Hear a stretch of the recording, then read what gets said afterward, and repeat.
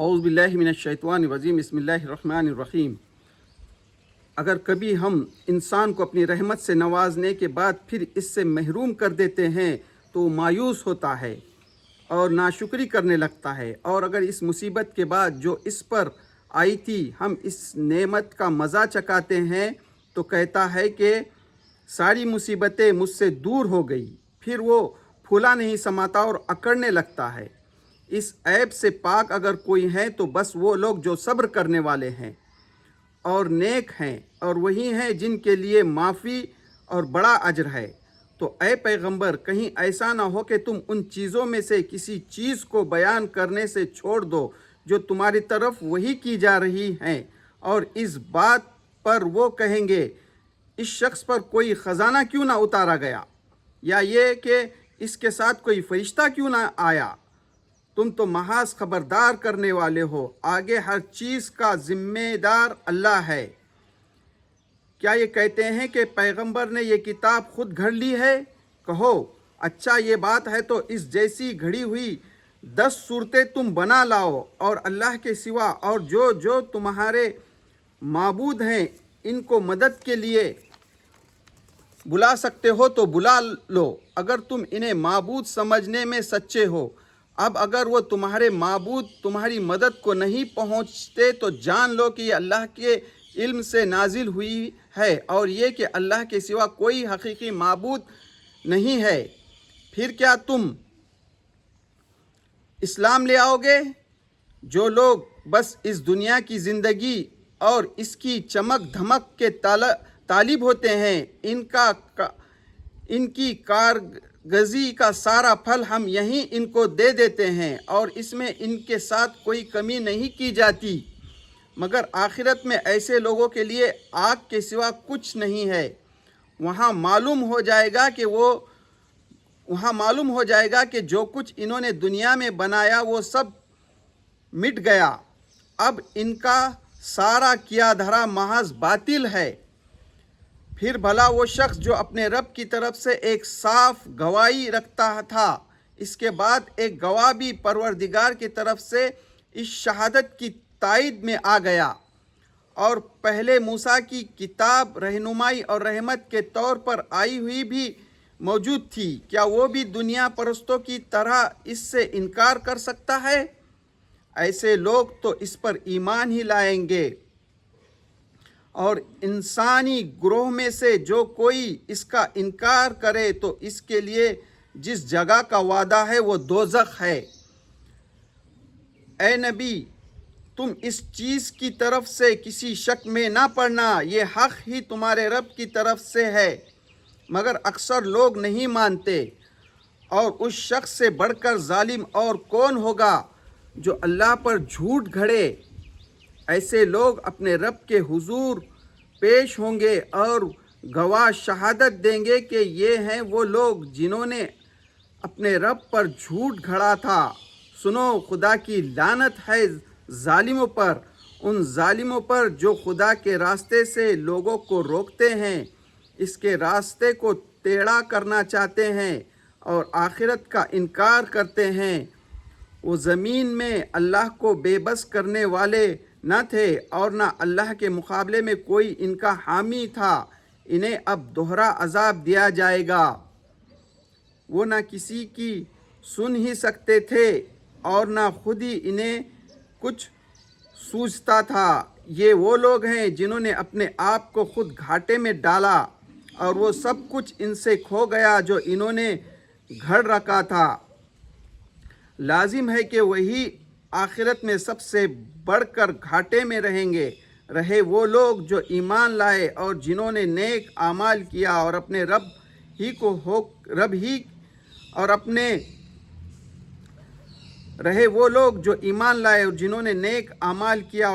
ہی کے ہو کر رہے، تو یقیناً وہ جنتی لوگ ہیں، اور جنت میں وہ ہمیشہ رہیں گے۔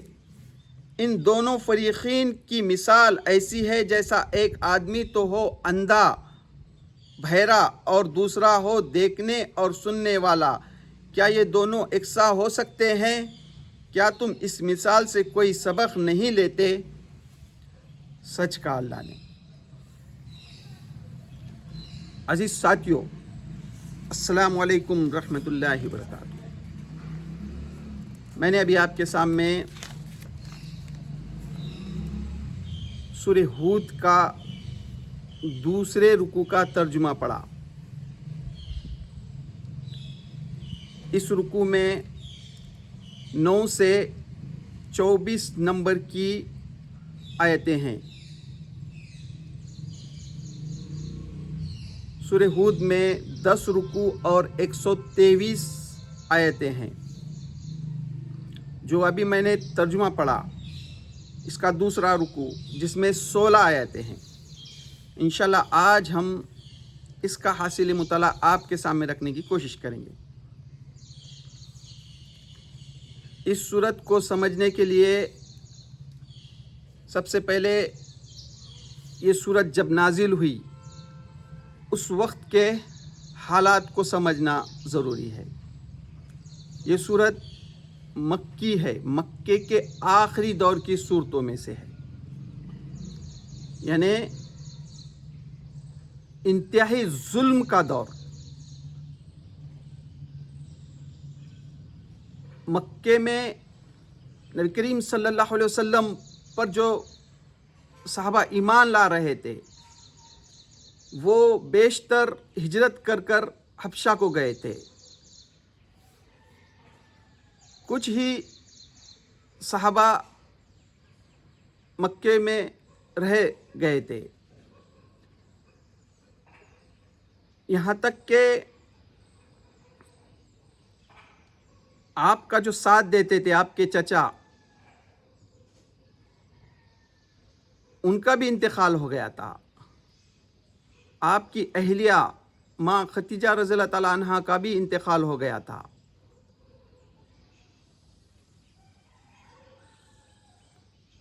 اب یہاں تک کہ اللہ کے رسول صلی اللہ علیہ وسلم پر اگر مکے کے مشرک، وہاں کے جو سردار تھے، وہ اگر آپ پر ہاتھ نہیں ڈال رہے تھے تو اس کی وجہ صرف اور صرف یہ تھے کہ آپ کے چچا جو سردار تھے، آپ کے قبیلے کے جو سردار تھے، قریش کے جو سردار تھے، بنی ہاشم کے جو سردار تھے، ان کی وجہ سے اب ان کا بھی انتقال ہو گیا تھا۔ اب سرداری جو ہے، آپ صلی اللہ علیہ وسلم کی جو دوسرے چچا جو کافر تھے، جو مشرکوں کا ساتھ دیتے تھے، ابو لہب وہ تھے۔ تو تصور کیجئے کہ اس وقت کیسی کیفیت ہوں گی پیارے رسول اللہ صلی اللہ علیہ وسلم پر۔ آپ جو ہے مسلسل جو ہے دعوت دیتے جا رہے ہیں، اور ہر دھرم جو ہے وہ ظلم و زیادتی اور بڑھا رہے ہیں۔ ایسے حالات میں اللہ تعالیٰ جو ہے یہ سورت نازل کرتا ہے۔ اس پس منظر کو ذہن میں رکھیے اور آج کے دور کے حالات کو بھی ذہن میں رکھیے۔ دنیا میں جہاں جہاں بھی ظلم ہو رہا ہے اس کو بھی ذہن میں رکھیے، خاص کر کر فلسطین میں، غزہ میں جو ظلم ہو رہا ہے اس کو بھی ذہن میں رکھیے۔ ایسے ظالموں کو کے سامنے اللہ تعالیٰ جو ہے اس سورت کو میں پچھلے قوموں کے واقعات بیان کرتا ہے۔ یہ کوئی نئی بات نہیں تھی۔ ہر دور میں جو ہے جب بھی اللہ تعالیٰ نے دنیا میں نبی بھیجے، اپنے رسول بھیجے، اپنے پیغمبر بھیجے، تو وقت کے فرعونوں نے نبیوں پر اور نبی پر جو لوگ ایمان لاتے تھے اور ان پر ظلم ڈھاتے تھے، پھر اللہ تعالیٰ ان کو ایک مدت تک مہلت دیتا تھا اور پھر اس کے بعد ان پر عذاب آتا تھا۔ تو اس صورت میں قوم عاد سمود کے واقعات بیان کیے گئے، پچھلے قوموں کے واقعات بیان کیے گئے ہیں، اور ان کو جو انہوں نے حق دھرمی پر قائم رہے تو ان پر کس طرح سے عذاب آیا. تو اس طرح سے اس صورت میں بیان کیا گیا ہے. اس صورت حدیث میں آتا ہے کہ ابو بکر صدیق رضی اللہ تعالیٰ عنہ نے نبی کریم صلی اللہ علیہ وسلم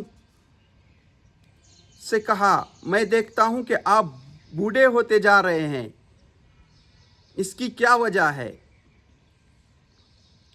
جواب میں حضور صلی اللہ علیہ وسلم نے ارشاد فرمایا، مجھ کو سورہ ہود اور اس کے ہم مضامون نے، اس سورہ ہود اور اس جیسی صورتوں نے، یعنی سورہ یونس، سورہ اعراف جس میں پچھلی قوموں کے پر عذاب آنے کا ذکر ہے، ان جیسی صورتوں نے بوڑھا کر دیا ہے. یعنی ہر وقت جو ہے آپ کو ایک کیفیت طاری رہتی کہ کہیں یہ جو قوم کو، عرب کی قوم کو جو مہلت دی اللہ تعالیٰ نے، وہ ختم نہ ہو جائے اور عذاب نہ آ جائے. اس پس منظر کو ذہن میں رکھیے، اور آج کے حالات کو بھی، آج دنیا میں جہاں جہاں بھی ظلم ہو رہا ہے، ظالم وقت کے فرعون جو ظلم ڈھا رہے ہیں، اس کو بھی ذہن میں رکھیے. اس کے پہلے رکوع کا حاصل مطالعہ ہم اس سے پہلے ویڈیو میں پیش کر چکے ہیں. اب اس کے دوسرے رکوع کا حاصل مطالعہ، جس میں اللہ تعالیٰ کہتا ہے، اور کبھی ہم انسانوں کو اپنی رحمت سے نوازنے کے بعد پھر اس سے محروم کر دیتے ہیں تو وہ مایوس ہوتا ہے اور ناشکری کرنے لگتا ہے. یعنی اللہ تعالیٰ انسانوں کو جب رحمت سے نوازتا ہے، پھر اس سے محروم کر دیتا ہے تو مایوس ہوتا ہے اور ناشکری کرنے لگتا ہے. اور اگر اس مصیبت کے بعد جو اس پر آئی تھی ہم اسے نعمت کا مزہ چکھاتے ہیں تو کہتا ہے، پھر جو بھی مصیبت ان پر آتی ہے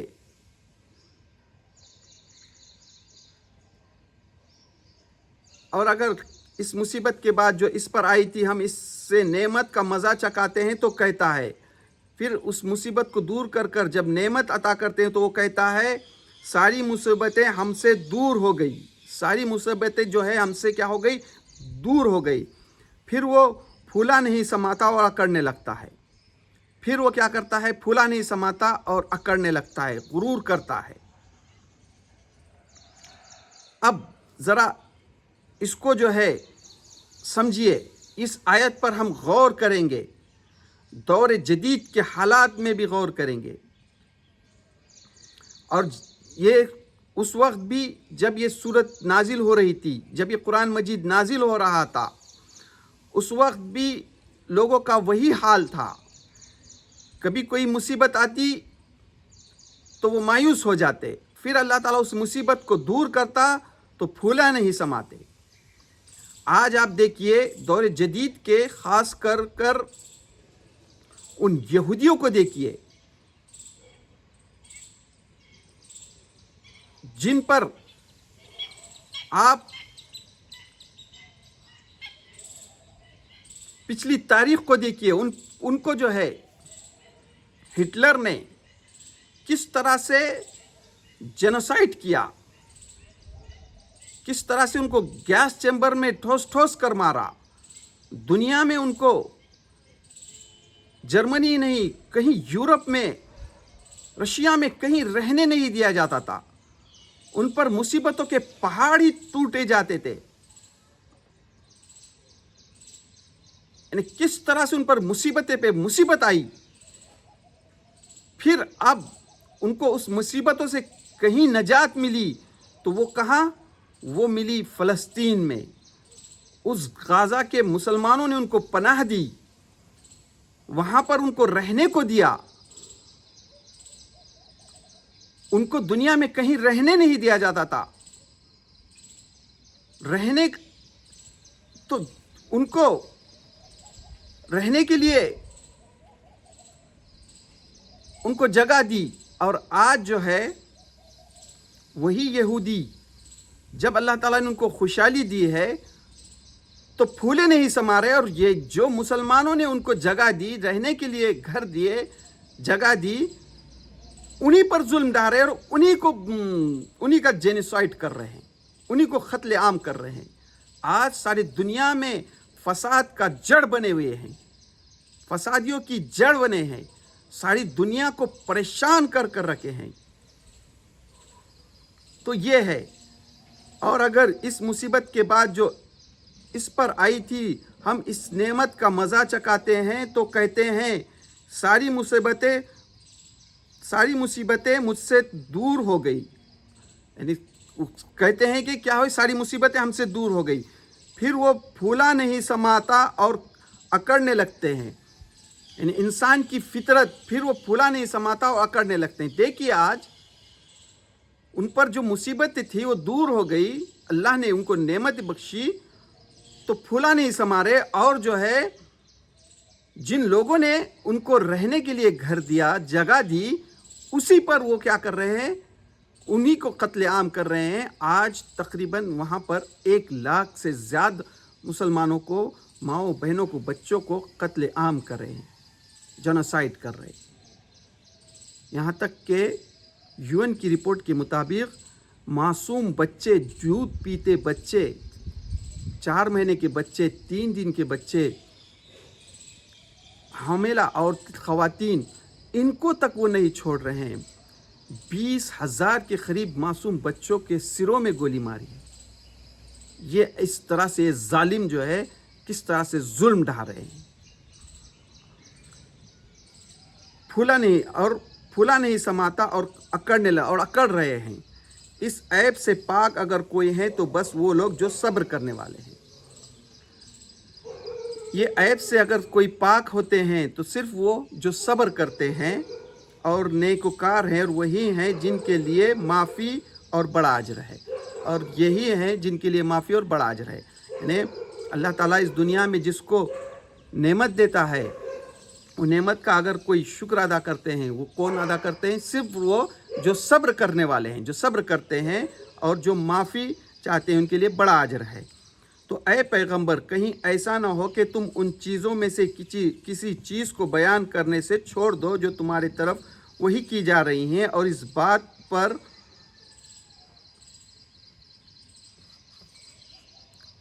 اپنے نبی سے اللہ تعالیٰ کہہ رہا ہے کہ اے نبی، اے پیغمبر، یعنی تصور کیجئے، یہ جو ہے آیتیں جو ہے آخری دور میں نازل ہو رہی ہے، ظلم و ستم کا دور ہے، اور جو ہے ایسے حالات میں یہ اللہ تعالیٰ یہ آیتیں نازل کر رہا ہے، اور اپنے نبی سے کہتا ہے کہیں ایسا نہ ہو کہ تم ان چیزوں میں سے کسی چیز کو بیان کرنے سے چھوڑ دو جو تمہاری طرف وہی کی جا رہی ہیں، اور اس بات پر وہ کہیں گے،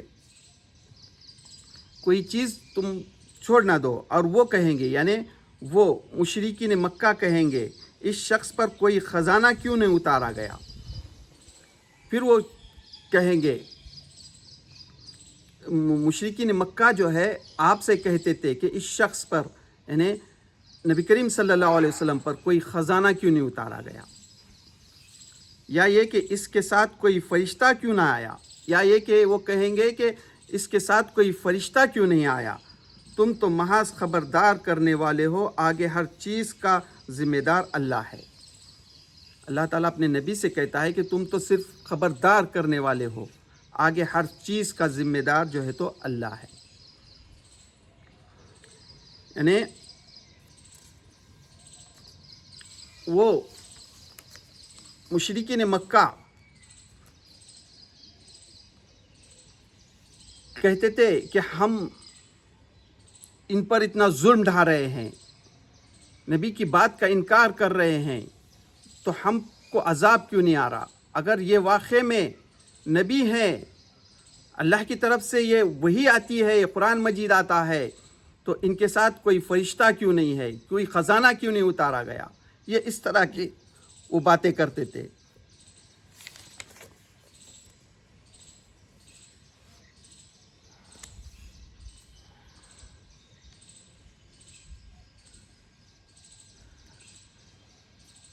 اس آیت کی تشریح میں مولانا مودودی رحمۃ اللہ علیہ لکھتے ہیں کہ یہ جو آیت نازل ہو رہی تھی اس وقت مکے کے جو سردار تھے عرب، پورے عرب پر ان کی ایک مذہبی اقتدار تھا، یعنی وہ اپنی تجارت میں، اپنی دولت، اپنی تجارت اور اپنے سیاست کی وجہ سے انتہائی عروج پر تھے۔ اس بستی کا یعنی ان کو اس وقت جو ہے اللہ تعالیٰ نے بڑی نعمتیں بخشی تھی۔ وہ اپنی تجارت کی وجہ سے، اپنے کاروبار دولت کی وجہ سے بڑے اقتدار، بڑی ان کی ایک حیثیت تھی۔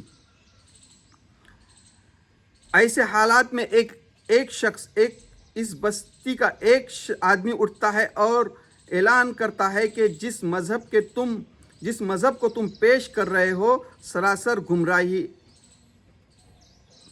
عین اس حالت میں جب یہ لوگ اپنے انتہائی عروج پر ہیں، اس بستی کا ایک آدمی اٹھتا ہے اور اعلان کہتا ہے کہ جس مذہب کو تم پیشوا ہو وہ سراسر گمراہی ہے۔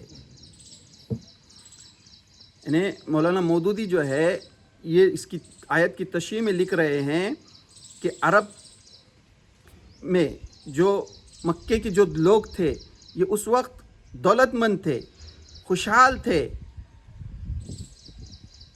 یعنی ان پر کوئی جو ہے بدحالی نہیں تھی۔ ایسے وقت میں، ایسے حالات میں ایک شخص اٹھتا ہے اور کہتے ہیں کہ تمہارا جو مذہب ہے، یہ تم جو مذہب کے پیشوا ہو، یعنی انہوں نے مکے میں جو ہے خانہ کعبہ میں 360 بھوت رکھ دیے تھے اور ان کا اسی کی وجہ سے کاروبار چلتا تھا، اور اس کی وجہ سے ان کا بزنس اچھی طرح چلتا تھا۔ ایسے حالات میں کوئی شخص اٹھتا ہے اور کہتا ہے کہ تمہارا مذہب جو ہے، تم جس مذہب کو پیش کر رہے ہو سراسر گمراہی ہے۔ تصور کیجئے کیا حال کیا ہوگا انہوں نے۔ تصور ذہن میں لائیے کہ اس وقت نبی کریم صلی اللہ علیہ وسلم کے ساتھ انہوں نے کیا رویہ اختیار کیا ہوگا۔ ذرا اس آیت کی روشنی میں ہم آج کے دور پر غور کیجئے۔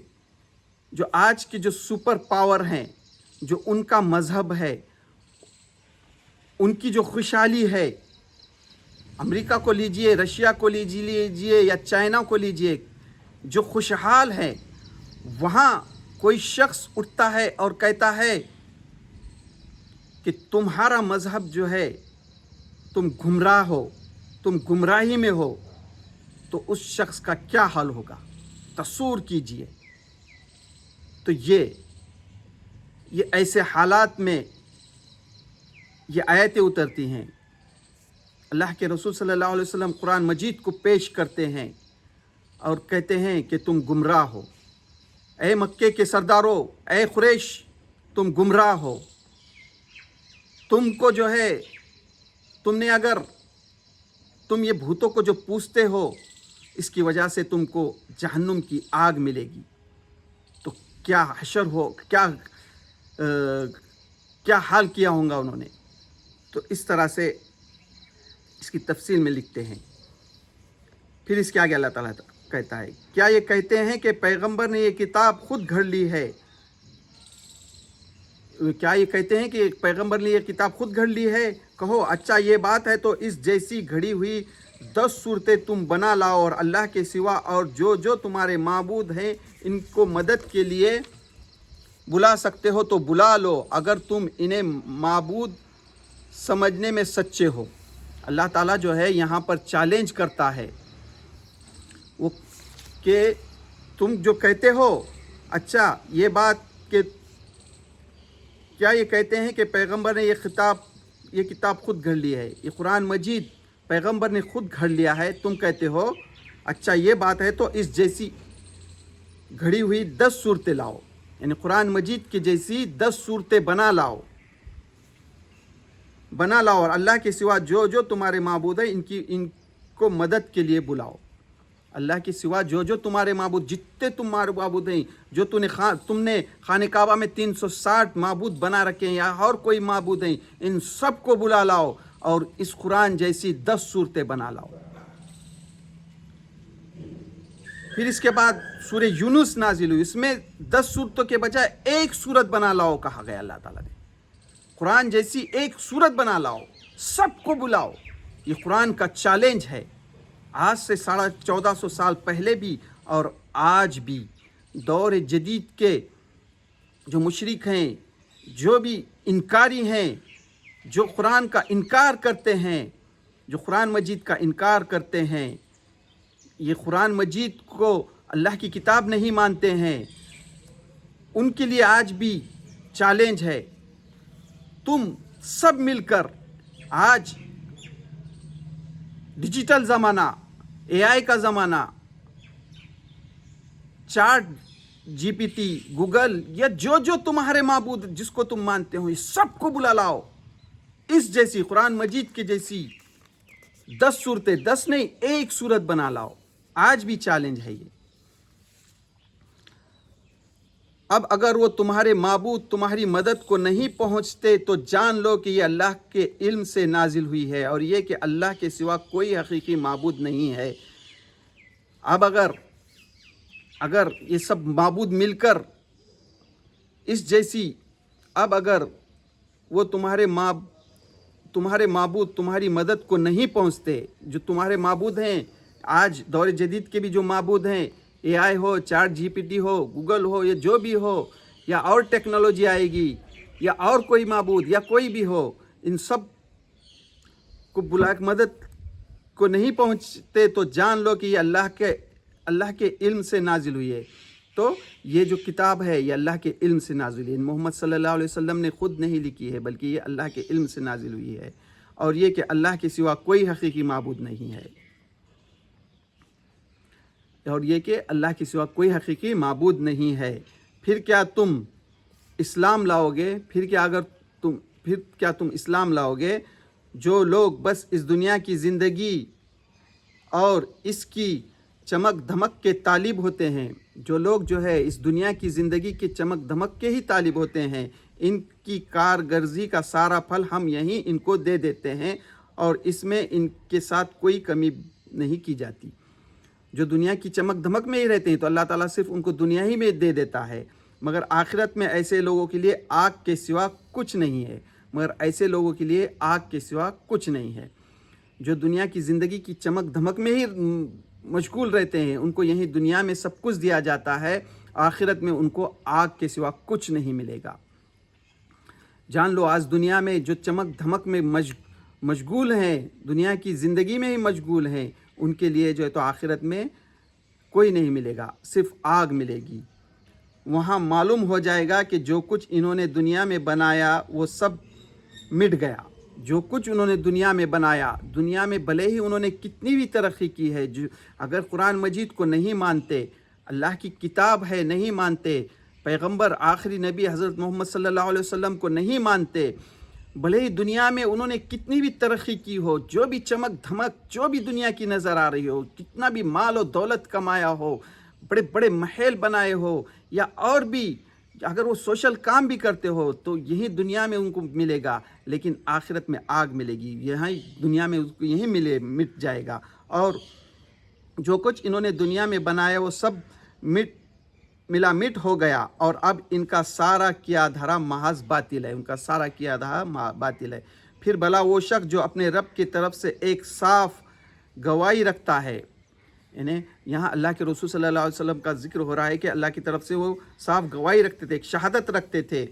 इसके बाद एक गवाह भी परवरदिगार की तरफ से इस शहादत की तायद में आ गया। इसके बाद जो एक गवाह भी शहादत के तौर में तायद में आ गया, यानी कुरान मजीद भी आ गया। नबी करीम सल्लल्लाहु अलैहि वसल्लम, इस आयत की तशरीह में मुफस्सिरीन लिखते हैं कि नबी करीम सल्लल्लाहु अलैहि वसल्लम को जो 63 साल ज़िंदगी में 40 साल में आपको जो नबूवत मिली, उससे पहले ही जिस तरह से इब्राहिम अलैहिस्सलाम गौर फिक्र करते थे, चाँद को देखा, सूरज को देखा, तारों को देख के जिस तरह से एक توحید کے قائل ہو گئے، پھر آخرت مرنے کے بعد اٹھائے جانے کی زندگی قائل ہو گئے آخرت پہ۔ اسی طرح اللہ کے رسول صلی اللہ علیہ وسلم کو بھی 40 سال نبوت ملنے سے پہلے جو ہے اللہ تعالیٰ نے ان کو جو ہے یہ زندگی کی حقیقت بتائی کہ یہاں پر دنیا میں انسان کو آزمائش کے لیے بھیجا ہے، جو اللہ کو عبادت کرے گا صرف اور صرف اللہ کی، وہی جو ہے آخرت میں کامیاب ہوگے۔ پھر اس طرح اللہ تعالیٰ کا اس کے بعد ایک گواہ بھی پروردگار کی طرف سے اس کی شہادت کی تائید میں آ گیا، یعنی قرآن مجید تائید کی آ گیا۔ اور پہلے موسیٰ کی کتاب رہنمائی اور رحمت کے طور پر آئی ہوئی بھی موجود تھی، اور اس سے پہلے موسیٰ علیہ السلام پر رہنمائی توریت بھی آ گئی تھی، اس میں بھی نبی کریم صلی اللہ علیہ وسلم کا ذکر تھا۔ کیا وہ بھی دنیا پرستوں کی طرح اس سے انکار کر سکتے ہیں؟ ایسے لوگ تو اس پر ایمان ہی لائیں گے۔ اور انسانی گروہ میں سے جو کوئی اس کا انکار کرے تو اس کے لیے جس جگہ کا وعدہ ہے وہ دوزخ ہے۔ اور انسانی گروہ میں سے جو انسانوں میں سے جو اس کتاب کا انکار کرے، قرآن مجید کا انکار کرے، اس کے لیے کیا ہے؟ دوزخ ہے۔ جب یہ قرآن مجید نازل ہو رہا تھا اس وقت کے لوگوں کے لیے بھی یہ کہا جا رہا تھا کہ دیکھو تم جو ہے اللہ کی کتاب کو نہیں مانتے تو تمہارا آخری ٹھکانہ دوزخ ہے۔ اور آج بھی سن لو، دنیا کے تمام انسانوں سن لو، ظالموں سن لو، اگر تم آج بھی موقع ہے، یہ اللہ کی کتاب کو مانو، یہ آخری کتاب ہے، آخری نبی آخری رسول آ کر گئے ہیں، اور اب یہ کتاب آخری کتاب ہے، اس کو اگر نہیں مانو گے تو تمہارا ٹھکانہ جو ہے تو دوزخ ہے۔ اور انسانوں میں سے جو کوئی اس کا انکار کرتا ہے، جو کوئی ان کا انکار کرتا ہے تو اس کے لیے جس جگہ کا وعدہ ہے وہ دوزخ ہے۔ بس اے پیغمبر تم اس چیز کی طرف سے کسی شک میں نہ پڑو۔ اللہ تعالیٰ اپنے نبی سے کہہ رہا ہے کہ تم اے پیغمبر اس چیز کی طرف سے کسی شک میں نہ پڑو، یہ حق ہے تمہارے رب کی طرف سے، یہ جو تو حق ہے تمہارے رب کی طرف سے۔ یعنی کیسی اللہ کے رسول صلی اللہ علیہ وسلم کی کیا کیفیت ہوتی ہوں گی، آپ جو ہے لوگوں کے بھلائی کے لیے بلا رہے ہیں، اور لوگ جو ہے مکے کے قریش جو ہے وہاں کے سردار جو ہیں آپ کا انکار کر رہے ہیں اور ظلم پر ظلم ڈھا رہے ہیں، یہاں تک کہ آپ کے جو ہے آپ کے نعوذ باللہ قتل کرنے کا منصوبہ بھی بنایا جاتا ہے۔ آج بھی دیکھیے جو یہ قرآن مجید کے مطابق دنیا میں زندگی گزارنے کی کوشش کرتا ہے تو ان پر کس طرح سے ظلم ڈھایا جاتا ہے، ہر ملک میں یہی ہوتا ہے۔ پھر اس کے آگے اللہ تعالیٰ فرماتا ہے یہ حق ہے تمہارے رب کی طرف سے مگر اکثر لوگ نہیں مانتے، اور اس شخص سے بڑھ کر ظالم اور کون ہوگا جو اللہ پر جھوٹ گھڑے، یعنی اور اس شخص سے بڑھ کر ظالم کون ہوگا جو اللہ پر جھوٹ گھڑے۔ ایسے لوگ اپنے رب کے حضور پیش ہوں گے اور گواہ شہادت دیں گے کہ یہ ہیں وہ لوگ جنہوں نے اپنے رب پر جھوٹ گھڑا تھا، سنو خدا کی لعنت ہے ظالموں پر۔ اللہ تعالیٰ جو ہے کہہ رہا ہے کہ ایسے لوگ اپنے رب کے حضور پیش ہوں گے اور گواہ شہادت دیں گے کہ یہ ہیں وہ لوگ جنہوں نے اپنے رب پر جھوٹ گھڑا تھا، گواہ شہادت دیں گے کہ انہوں نے کیا کرا، اپنے رب کے اوپر جھوٹ گھڑا، تو سنو خدا کی لعنت ہے اس ظالموں پر۔ اللہ تعالیٰ لعنت بھیج رہا ہے ایسے ظالموں پر جو اللہ کی کتاب کا انکار کرتے ہیں، رسول کا انکار کرتے ہیں، ان کی تعلیمات کا انکار کرتے ہیں، اللہ تعالیٰ ان کو لعنت کرتا ہے، ایسے ظالموں پر لعنت ہے۔ خدا کی لعنت ہے ظالموں پر، ان ظالموں پر جو خدا کے راستے سے لوگوں کو روکتے ہیں، ان ظالموں پر جو خدا کے راستے سے لوگوں کو روکتے ہیں، یعنی جو لوگ اللہ کے احکام کے مطابق زندگی بسر کرنا چاہتے ہیں تو ان کو بھی روکتے ہیں۔ یعنی لوگ کیا کرے تھے، وہاں سے ظلم سے بیزار آ کر حبشہ کی ہجرت کو کر چکے تھے، ان پر اتنا ظلم ڈھا رہے تھے، اس کے راستے کو ٹیڑھا کرنا چاہتے ہیں اور اس کے راستے کو ٹیڑھا کرنا چاہتے ہیں، اور آخرت کا انکار کرتے ہیں، اور آخرت کا کیا کرتے ہیں، انکار کرتے ہیں۔ وہ زمین میں اللہ کو بے بس کرنے والے نہ تھے اور نہ اللہ کے مقابلے میں کوئی ان کا حامی تھا۔ وہ زمین میں اللہ کو بے بس کرنے والے نہ تھے اور نہ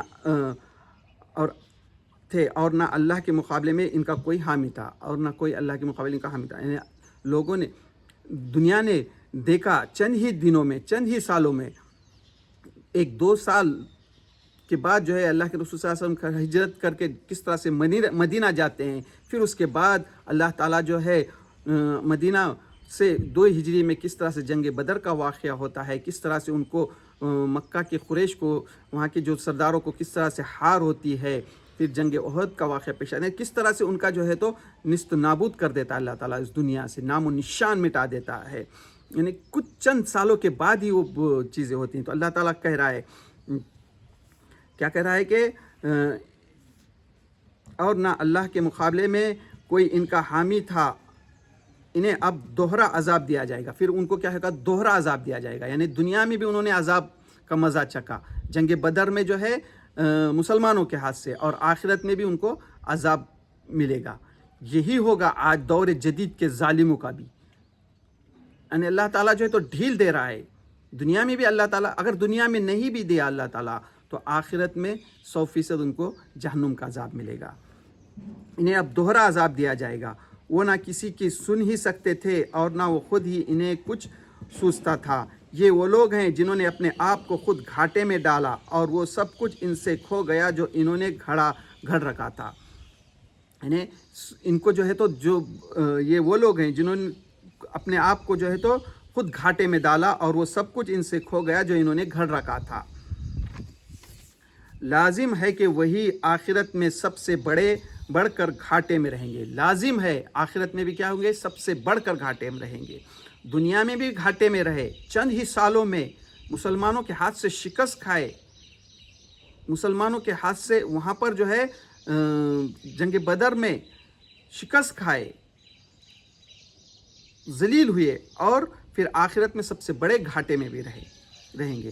رہے وہ لوگ جو ایمان لائے اور جنہوں نے نیک اعمال کیے اور اپنے رب ہی کے ہو کر رہے، تو یقیناً وہ جنتی لوگ ہیں اور جنت میں وہ ہمیشہ رہیں گے۔ اور جو لوگ نیک ہیں، جنہوں نے اللہ اور اس کے رسول کو مانا، قرآن مجید کی تعلیمات کو مانا، وہ کیا ہے؟ جنت میں رہیں گے اور ہمیشہ رہیں گے۔ دنیا میں بھی ان کو پھر جو ہے خوشحالی آئی، اور آخرت میں بھی جنت میں ہمیشہ رہیں گے۔ ان دونوں فریقین کی مثال ایسی ہے جیسا ایک آدمی تو ہو اندھا بہرا اور دوسرا ہو دیکھنے والا۔ کیا یہ دونوں یکساں ہو سکتے ہیں؟ کیا تم اس مثال سے کوئی سبق نہیں لیتے؟ پھر اس کی آخری آیت، اس رکوع کی آخری آیت میں اللہ تعالیٰ کہہ رہا ہے، مثال کے طور پہ کہہ رہا ہے کہ ان دونوں کی مثال ایسی ہے، ایک تو ہے اندھا اور بہرا، ایک تو ہے اندھا اور بہرا اور دوسرا دیکھنے والا۔ کیا یہ دونوں یکساں ہو سکتے ہیں؟ اندھا اور بہرا، جس کو دکھتا بھی نہیں، کچھ سنے بھی نہیں آتا، اور ایک ہے دیکھنے والا اور سننے والا، کیا یہ دونوں یکساں ہو سکتے ہیں؟ بالکل یہی مثال ہے نیک لوگوں کی اور بد لوگوں کی۔ جو قرآن مجید کو مانتے ہیں اور اللہ اس کے رسول کو مانتے ہیں، وہ دیکھنے والے اور سننے والے، اور جو قرآن مجید کا انکار کرتے ہیں، رسولوں کا انکار کرتے ہیں، وہ اندھے اور بہرے ہیں۔ تو یہ تھا اس سورہ مبارکہ کے دوسرے رکوع کا حاصل مطالعہ، جو میں نے ابھی آپ کے سامنے رکھنے کی کوشش کی۔ تو اللہ سے دعا، اللہ ہم جو قرآن مجید کو سمجھنے کی کوشش کر رہے ہیں، اس کے سمجھنے میں ہم سے جہاں بھی غلطی ہو رہی ہے، اس کو معاف کر دے۔ قرآن مجید کو سمجھ کر پڑھنے، اس کے مطابق عمل کرنے اور اس کے پیغام کو تمام دنیا کے لوگوں تک پہنچانے کی توفیق دے۔ وآخر دعوانا ان الحمد للہ رب العالمین۔